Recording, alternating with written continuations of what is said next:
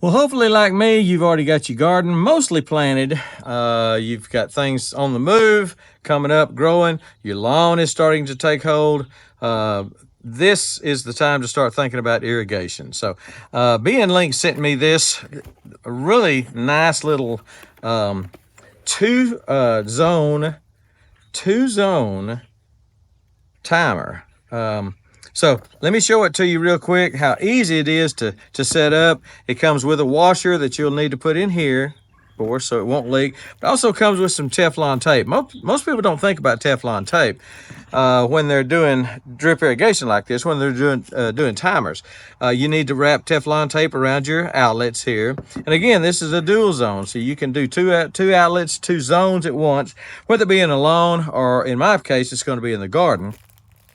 I've got some blackberries I need to irrigate, as well as some fruit trees, and they're on separate, or can be on separate zones. So for that reason, I need several two-zone products. So this one says off right now. I've already set this one, but you turn it on. It takes two AAA batteries, and they do come with it. Got a nice gasket here around here to make it watertight, weather tight. Snap that back in there. The gasket keeps it sealed. So it's got an arrow right here that you'll use to set your functions. This is if you want to turn it on manually, you can for 10 minutes or whatever. Also, you can set the clock. You can set the start time of your of zone 1, and then set the start time of zone 2. How often you want the timer to come on. In this case, I want it every 2 or 3 days. In the summertime, it may be every day to watering some of my crops. And to change it, let's go ahead and go over here to the clock. It's 11:31, but if time was going to change, I'd go to 12, 1, or back down to 11:31. Hit OK. Then it comes over here to the minutes, 32, 31, 30. Whatever, and then when you hit OK, then you're setting it. And then you come over here to the start time. I've got an 8 o'clock start time, 8 a.m. start time on zone 1. Zone 2 is going to be different, but on zone 1 I've got 8 o'clock, and I say, well, that 8 is okay, but I want to come on at 8:03.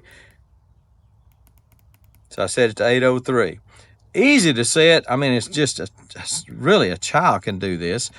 And then when you get to the desired time you want, you hit OK. And that's for zone 1. You've got a button here for zone. So you change it to zone 2, you hit zone 2, then OK.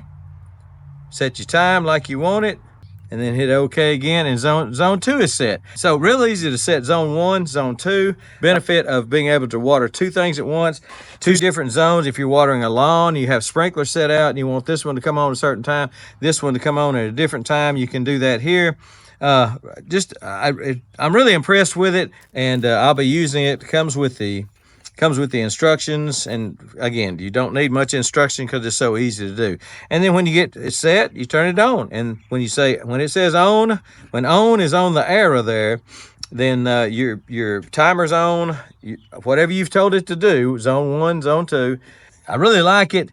It's gonna help me. I hate standing there, especially in the summertime here in Texas, standing there with a water hose trying to water your stuff.